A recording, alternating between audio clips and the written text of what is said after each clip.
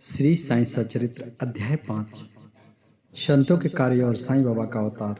श्रीमद् भागवत गीता के चौथे अध्याय के 7वें और 8वें श्लोक में भगवान श्री कृष्ण ने कहा है कि जब जब धर्म का नाश और अधर्म की वृद्धि होती है तब तब मैं अवतार धारण करता हूँ।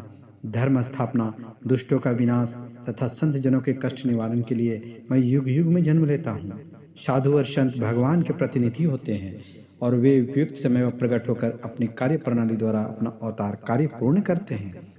अर्थात जब ब्राह्मण, क्षत्रिय और वैश्य अपने कर्तव्यों से विमुख हो जाते हैं, जब शूद्र, जब उच्च जातियों के अधिकार छीनने लगते हैं, जब धर्माचार्य का अनादर तथा निंदा होने लगती है, जब लोग अभक्ष्य भोज्य पदार्थ और मदिरा आदि का सेवन करने लगते हैं, जब धर्म की आड़ में बुरे कर्म होने लगते हैं, जब भिन्न भिन्न धर्मावलंबी परस्पर लड़ने लगते हैं, कर्मठ पुरुषों को धार्मिक कृत्यों में अरुचि उत्पन्न हो जाती है, जब योगी धन आदि कर्म छोड़ देते हैं और जब सामान्य जन की ऐसी धारणा हो जाती है कि केवल धन, संतान और स्त्री ही सब कुछ है, इस प्रकार जब लोग सत्य मार्ग से विचलित होकर पतन की ओर अग्रसर होने लगते हैं, तब संत प्रकट होकर अपने उपदेश और आचरण के द्वारा धर्म की स्थापना करते हैं। वे हमारा उचित मार्गदर्शन करते हैं तथा सत्य पथ पर चलने की प्रेरणा देते हैं।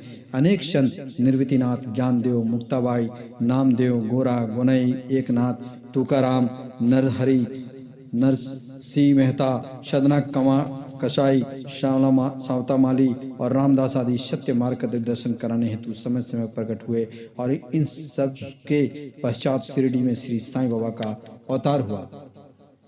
पवित्र तीर्थ शिरडी अहमदनगर में बहने वाली गोदावरी नदी के तट सौभाग्यशाली हैं कि जिन पर अनेक संतों ने जन्म लिया और अनेक संतों ने वहां आश्रय पाया।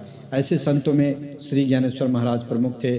शिरडी अहमदनगर जिले के कोपरगांव तालुका में स्थित है। गोदावरी नदी पार करने के बाद मार्ग सीधा शिरडी ही जाता है और 8 मील चलने पर जब आप नीम गांव पहुंचेंगे तो वहां से शिरडी दिखाई देने लगती है।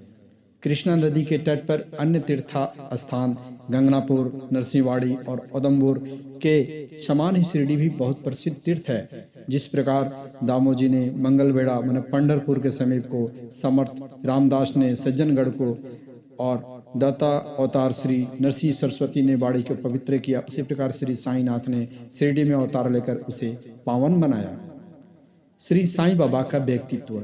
श्री साईं बाबा के सानिध्य के कारण शिरडी का महत्व विशेष बढ़ गया था। उन्होंने इस भवसागर पर विजय प्राप्त कर ली थी जिसे पार करना बड़ा कठिन है। शांति उनका आभूषण था और वे साक्षात ज्ञान स्वरूप ही थे। वैष्णव भक्त सदैव वहां शरण पाते थे। दानवीरों में वहां राजा कर्ण के समान दानी थे। वे समस्त सारों के स्वरूप थे और सांसारिक पदार्थों में उनकी रुचि नहीं थी। वे सदा आत्मस्वरूप में ही लीन रहते थे। अनित्य वस्तुओं का आकर्षण उन्हें छू भी नहीं पाया था। उनका हृदय शीशे के समान उज्जवल था। उनके श्रीमुख से सदैव अमृत वर्षा होती थी।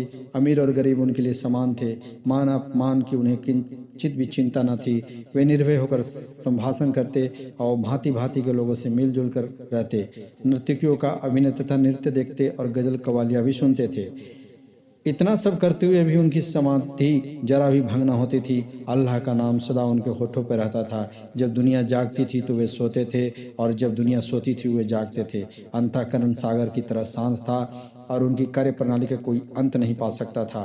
कहने के लिए तो वे एक स्थान पर निवास करते थे, परंतु विश्व के समस्त व्यवहार और व्यापारों का उन्हें भली भांति ज्ञान था। उनका दरबार ही निराला था। वे नित्य अनेक किवंदिया कहते कि परंतु उनकी अखंड शांति किंचित मात्र भी विचलित नहीं होती थी। वे सदा मस्जिद की दीवारों के सहारे बैठे रहते थे तथा प्रातः, मध्याह्न और सांझकाल लेंडी बाग और चावड़ी की ओर वायु सेवन करने निकल जाया करते थे। तभी सदा आत्म स्थित ही रहते थे। स्वतः सिद्ध होकर भी वे साधकों के समान आचरण करते थे।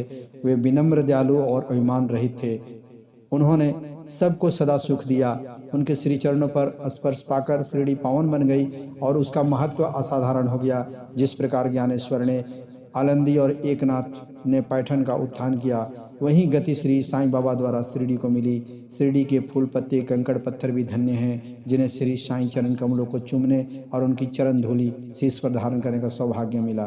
भक्तगण के लिए शिरडी एक दूसरा पंढरपुर, जगन्नाथपुरी, द्वारका और काशी महाकालेश्वर तथा गोकर्ण महाबलेश्वर बन गई। ओम साईं राम। आपको साईं बाबा का आशीर्वाद मिले। आप खुश रहें, स्वस्थ रहें ओम साई राम।